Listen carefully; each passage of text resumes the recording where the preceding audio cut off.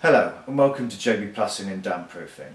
My name's James and I'd like to spend a little time just telling you a little bit about myself and about my company. I've been plastering now for 18 years and I've been doing damp proofing for 6 years. I decided to become an approved contractor as though I can then issue 30-year guarantees by independent insurance-backed companies.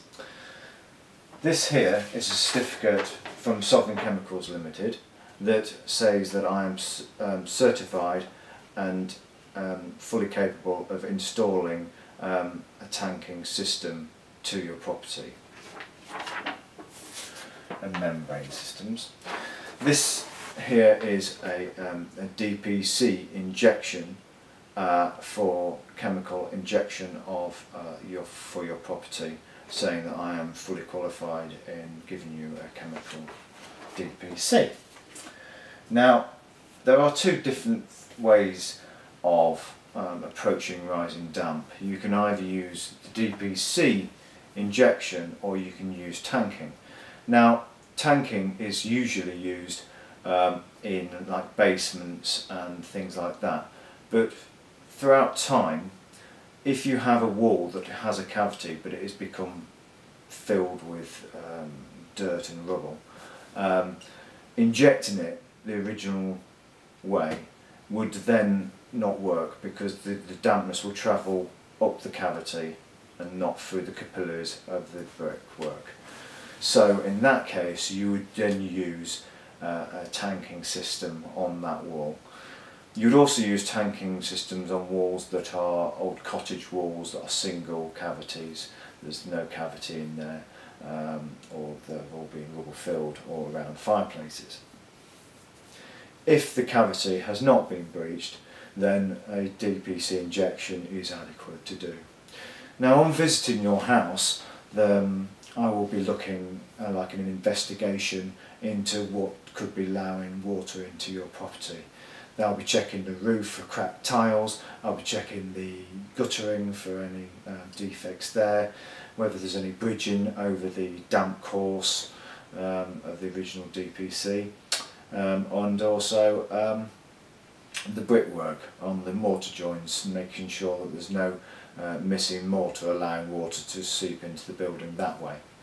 Now, on entering the building, we'll be looking for signs of condensation, signs of rising damp or penetrating damp. Basically, I will have this machine here.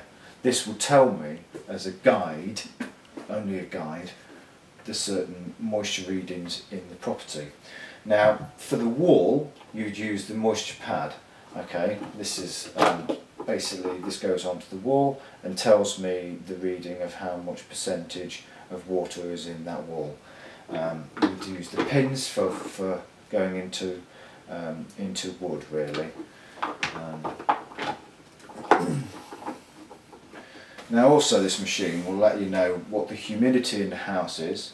It will also tell you the dew point, and it will also tell you the air temperature and the surface temperature.